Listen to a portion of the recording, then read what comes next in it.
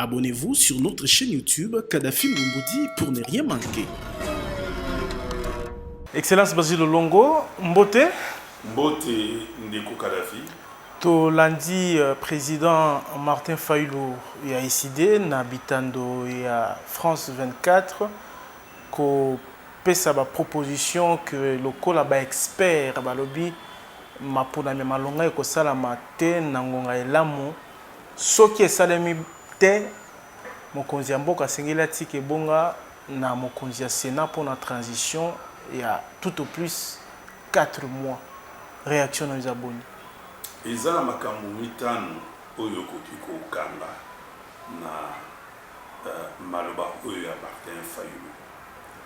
Ya liboso bobanki otali mbala liboso depuis na yebela Martin Fayulu namona kubanga kati na ye la lolenge wana ekubanga kati na Martin Fayulu etindi asala o babenga luputo incohérence na ba discours na ba propos na kati interview wana.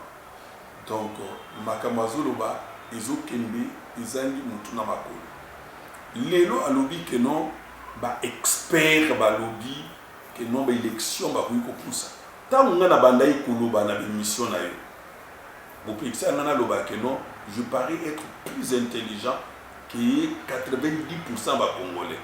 Donc lui n'avait pas compris ça. Et aujourd'hui, parmi les contraintes, ils ont que les bonnes élections, ils ont repoussé un peu plus loin. Les contraintes en train d'être réglées, il y a des monnaie. Quelles sont les contraintes jadis où ils ont que nos élections ils poussent na oyo batu wana nud o baza ko attribuer bango makambo wana oyo bango bawangana ke bango balobate pour ba ke ba élection et tout ça. Les moyens financiers.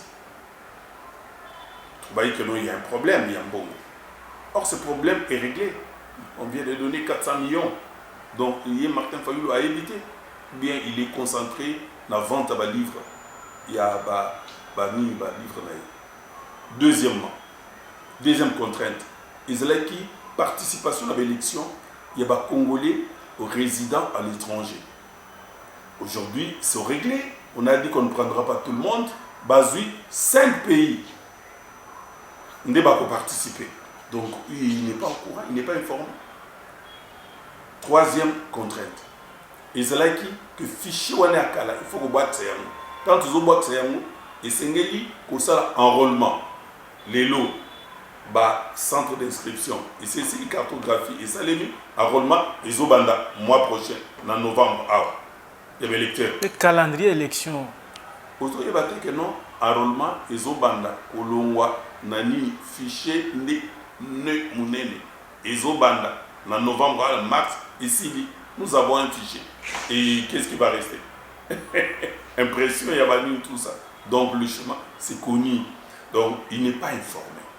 Et comme il n'est pas informé, à débiter Babiloko et Belé Oyoana. Et plus grave encore, troisième point, il vous dit, le président Félix a planifié qui fraude, a nommé président constitutionnel, a nommé Bouy. Moi j'avais écrit qu'au finish, il allait dire, n'a pas participé à l'élection à la tête. Comme les discours, tout cas, n'a failli le ponani. À l'époque, il disait, élection en 2016 ou rien. Mais techniquement, Ezabouy, tout aucune ambassade il y a Grande-Bretagne. Même discours, tout aucune ambassade d'Italie, à qui qu'on soit ça, ambassadeur Wakoufou. Ambassadeur Wanazoli Bisaye, Nenga Nazolo Babouy. Que non, voilà, Nengezali, techniquement, et Kozala, moi passe beau ça le dialogue après Nebo Kendebo. Luka Athanasio. Oui, Athanasio. Atomboke les Luka. Luka peut tomboka Luka ici, il n'a pas bénéficié au Awati. Yondo Luki, oui, bah point de vue, n'a pas de déplacé ou y awa. Ou y a un propos de n'est pas dans la tête. On était ensemble, maman et Bazaïba et tout le monde. On était dessus dans le comportement naïf. Léno, il reprend les mêmes choses, la même rêverie. Il rêve. Aux hommes. Donc, dire que ba nommé président de la Cour constitutionnelle, ba nommé Batu Yasseni, ba débauché Batu Bouye, parce que député a décidé, ou Azawana, 2 fois élu, il a décidé, Azawana Nakati, il y a bureau Yasseni, Azamotute, il fallait pas qu'ils aient la blaise, il fallait pas nommer cousin à Fayoulou, pour Fayoulou Azala d'accord. Député a décidé, Azawana, élu 2 fois. La compte a décidé, donc, il y a Azokogate, il était, faut pas nous comme tout non, non, ça c'est rien. Alors moi j'avais cru que, en détaillant le Kouana, Alinga Lobate n'a pas participé. Aïe Koloba, au nord il faut, ceux qui sont bon, ça 4 mois. Oh, ils sont en position de glissement. Comme la contrainte, ils allaient élaguer. Parce que tu peux essayer contrainte il y a pour sécuriser l'élection. Il n'est même pas au courant qu'on est en train de recruter et d'enrôler les Congolais dans l'armée.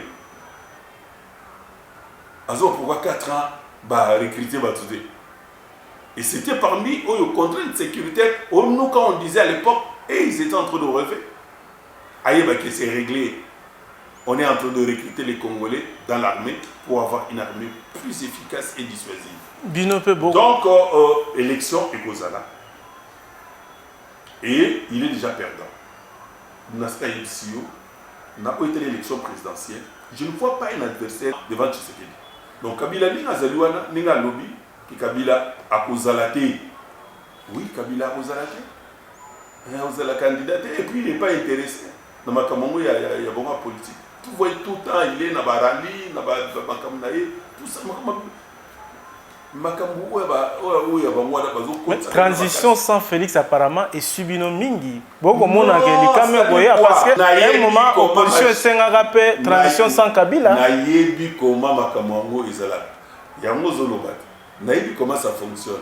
Moni isa mpiaka, isa musala, bazoluka, isa mpiaka. Isa mpiaka. So moni ba politicien, ba comme une vente, il y a ba livre.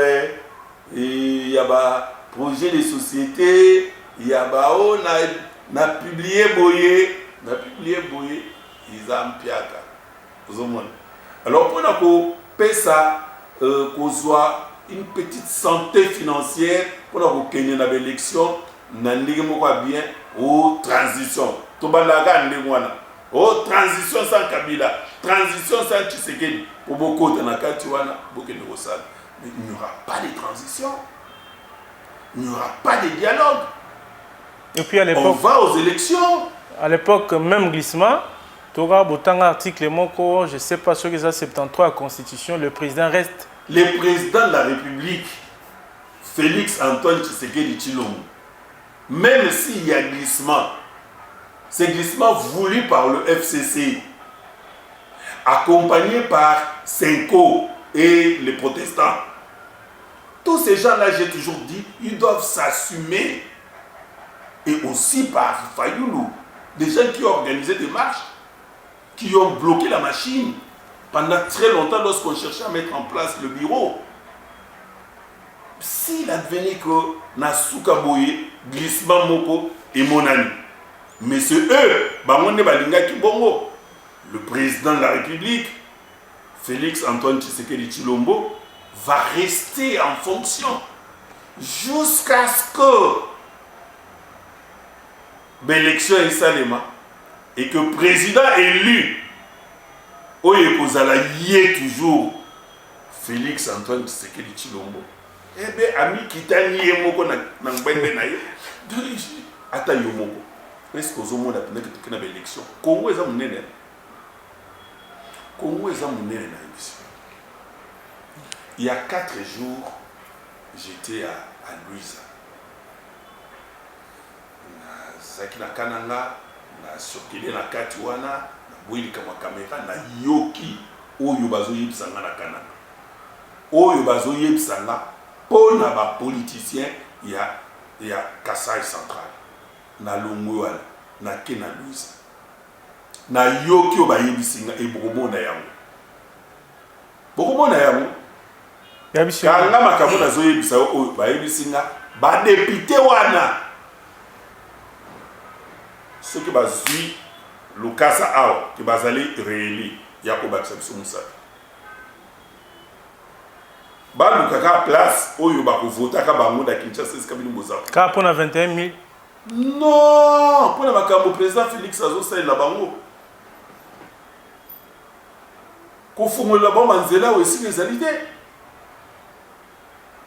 Biso to vandi aka koloba loba makambo esa na intérieur eloko mususu. So baso mo ndire makambo so zoloba awa toujours ndire to tuka bango.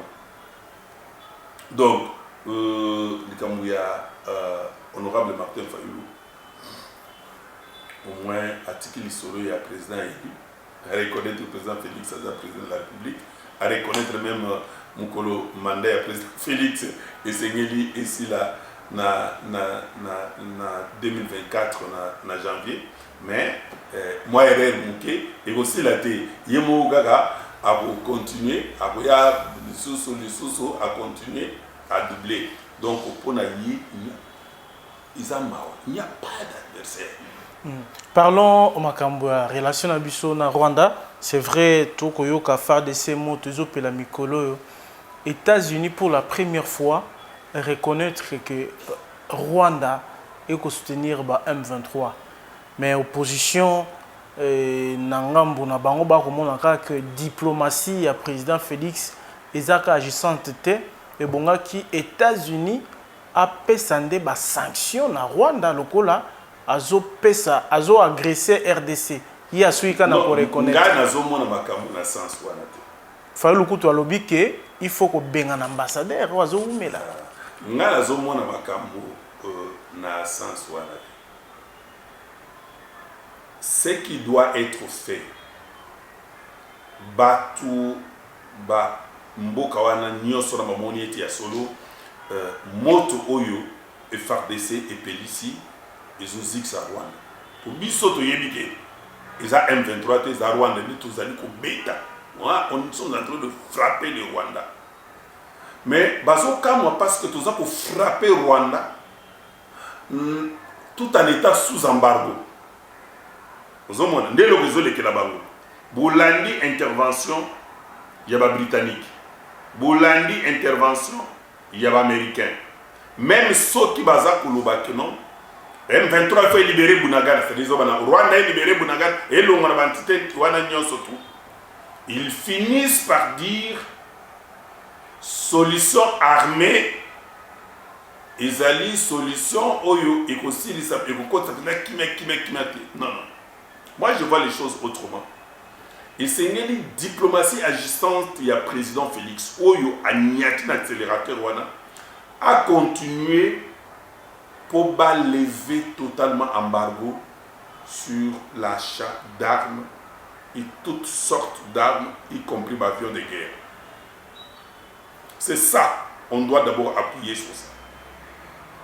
Il est vrai que Chine, il s'est prononcé clairement, la Russie, qui va encore plus loin, le lobby Yahoo,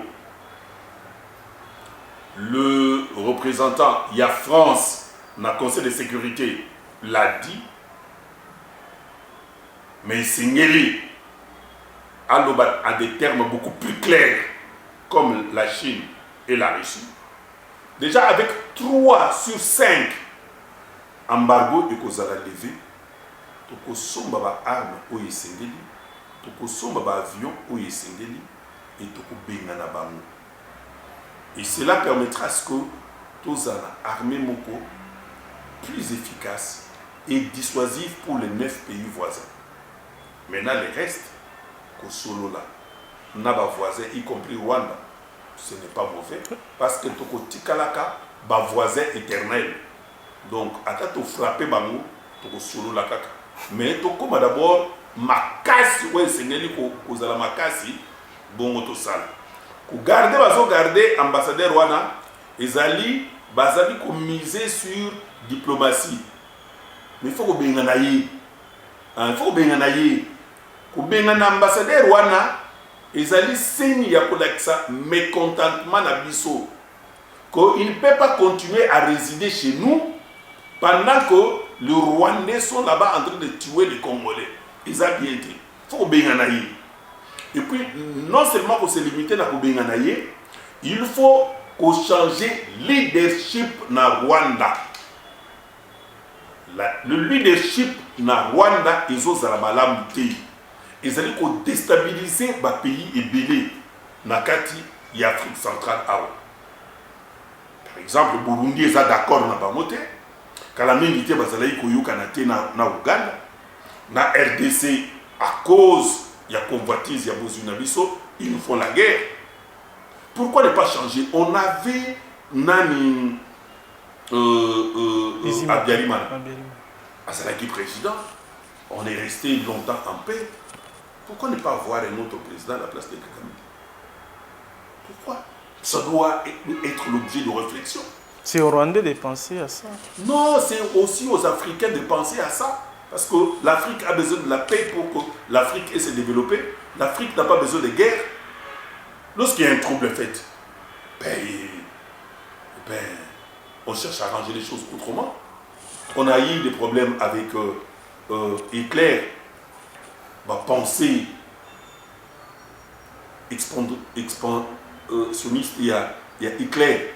Et on a décidé de mettre fin à cela pour que l'Europe ait un kimia. Lorsqu'on a quelqu'un qui ne veut pas la paix, et ce n'est pas Rwandais, Nyonso, Nde Bazali et contre Congo. Je vous ai déjà expliqué la paix sur le CC, tant que nous avons Rwanda, est-ce que tant que nous avons équipe à Mafoubi à Rwanda et Betty est gagné, Rwandais, CPNT. RDC est gagné, c'est tous les Rwandais qui sont dans Balabal.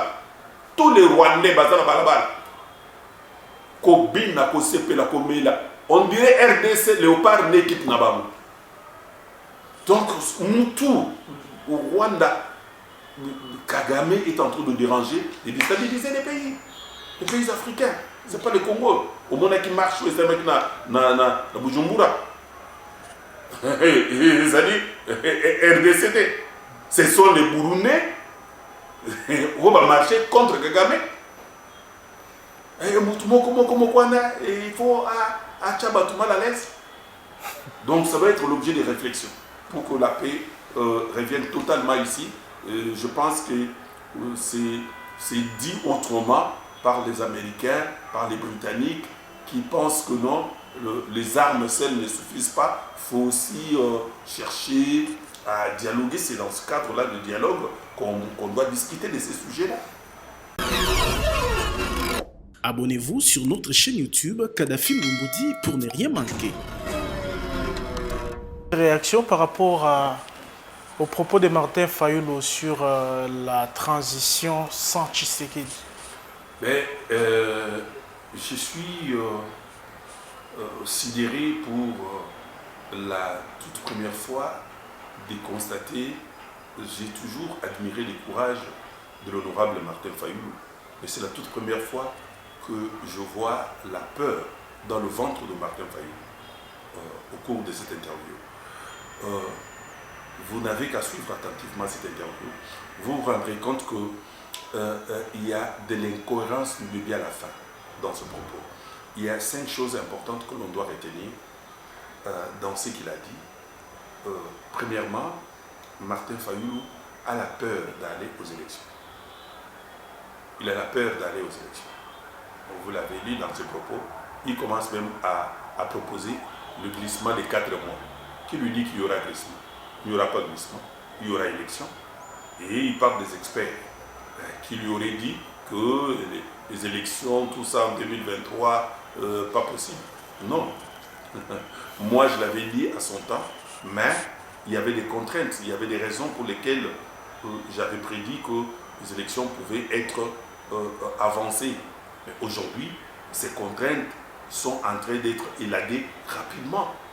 Les contraintes liées au financement des élections, les contraintes liées à la participation des Congolais résidant à l'étranger, les contraintes liées aux fichiers, les contraintes liées à la sécurisation des élections. Tout ça, c'est en train d'être élagué. Donc, s'il n'est pas informé, il n'a qu'à s'approcher pour le faire. Alors, dire que non, il faut organiser une transition, non, ça c'est rêver.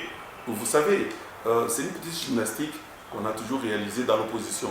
lorsqu'on veut se faire une petite santé financière avant d'aller aux élections. C'est un peu ça ce qu'il fait. Il pousse, c'est un ballon d'essai pour demander s'il y aura dialogue ou pas. Mais Martin Fayulu doit retenir ceci. Il n'y aura ni dialogue, ni transition, il y aura élection l'année prochaine. Et son sort est déjà scellé, on sait qu'il va échouer.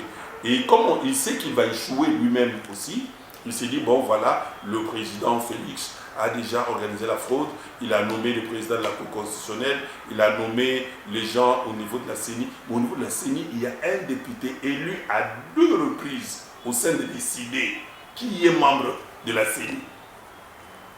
2 fois élu de l'ICD, l'ICD parti cher à l'honorable Martin Fayulu. Le député Blaise, il est là, il siège à la CENI, il est là. Donc Blaise ne vaut pas là-bas à la CENI, il ne peut pas siéger, il faut prendre quelqu'un, un cousin à Martin Fayulu. Là, ça arrangerait Martin Fayulu. Non.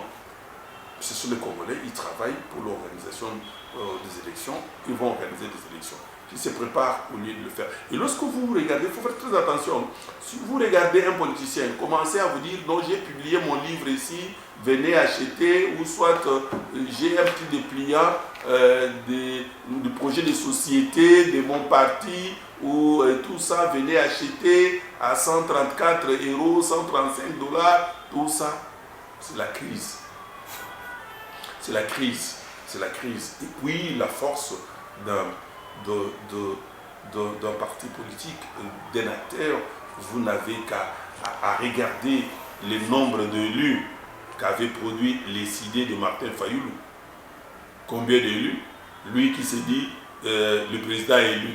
Comment il pouvait être président élu et être incapable d'avoir même 5 députés? Vous comprenez? Donc ça, ce sont des histoires que l'on saura dans une année. Abonnez-vous sur notre chaîne YouTube Kadhafi Moumoudi pour ne rien manquer. Toyoki Peke Ozali, candidat président de la fédération et à gymnastique Otiki Léopard, Ozali ami à Léopard.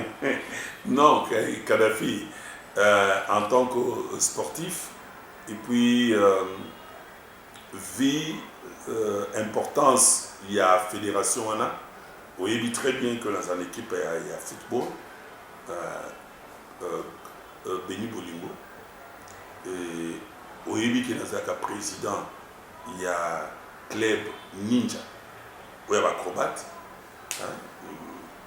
travail à Massina, fédération, il y a gymnastique dans la République démocratique du Congo, ils ont que ça m'a passé. Et puis ça m'a passé pourquoi? Parce que les gens n'ont pas compris que parmi la fédération, l'échelle de valeur, après foot, tcha gymnastique. Ou bien avant foot, tcha gymnastique. Pourquoi? Ce n'est pas pour rien que Mundele, même dans le système éducatif Nabiso, nous a imposé la gymnastique dans l'école. Parce que nous sommes la sport. Et c'est très important pour la santé Nabiso. Mais quand la lolenge est négligée, ils ont payé ça mawamiki. Donc, je me suis dit, na zoa présidence, il y a fédération, fédération, il y a gymnastique, il y a Congo, pour qu'on rende Congo visible et qu'on permette que ça existe sur le plan national ou international. Comment pouvez-vous comprendre que fédération gymnastique et ça a siège? Et ça a siège. Est-ce que c'est normal? Deuxièmement, Tozu pour que tu aies la mentalité ou yakala ou mundele atikela biso. Ozong sa gymnastique na nulinge et longobali na système éducatif na biso. Les autres mots, bana ba maladie, ba trop maladie, ou ba hypertension, ba nini ba pototika oyo tozala yiko sala. Gymnastique et ça na litomo mundele pour la santé na biso. Yami satu ko permettre participation il y a des athlètes dans la compétition nationale et internationale. Il y a des athlètes. mais tout ça so tali bana o nazala bango na ninja kuna moko azana 8 ans mais so tali biloko azosala ondima te. Donc esengeli bayeba na koparticipe et koparticipe na bango ezali komema lokumu ya ekolo na biso osalaki mboka na biso eyebana davantage dans le bon sens. Ce qui fédération les a négligé, c'est la faute du gouvernement ou à ligne que Zouango en charge de kozanga koyeba au moins nde bakanisaka ke au moins il a l'échelle au niveau du gouvernement. Vous savez que ministère il y a développement rural ils ont un ministère très important pour mboka na biso Congo. Totenda ko aligner taille na importance de ma ministère selon copie collée à ma pays mususu sans tenir compte de la réalité ya mboka na biso. Lelo oyo ceux qui yango za négligé, c'est parce que on regarde ce que les autres ba fédération oyo ba français bango basala.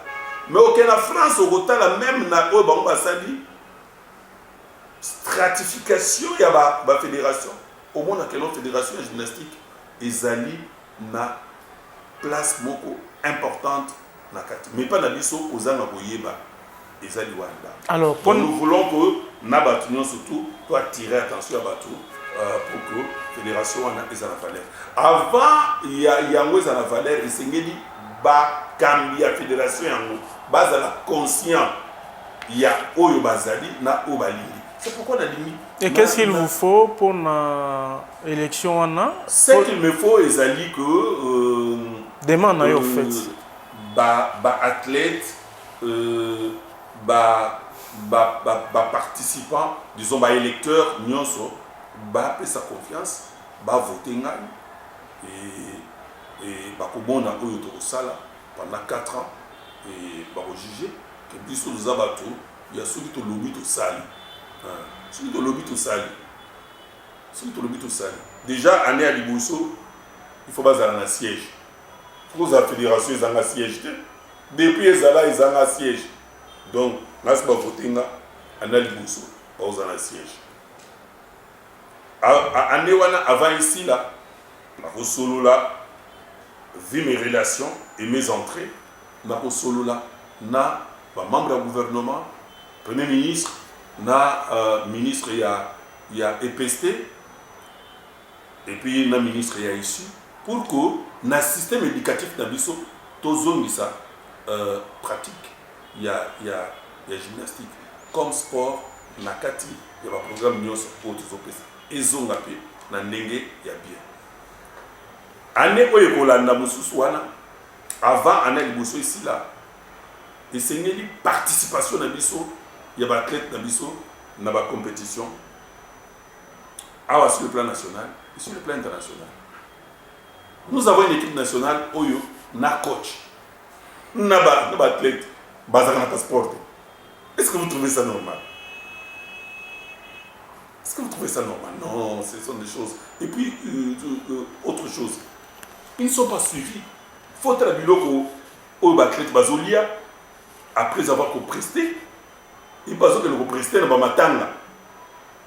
Mon batanga ba memani ba o mon akawana ba memani na bana bazo tourner bon. Non, non, faut arrêter avec ces choses.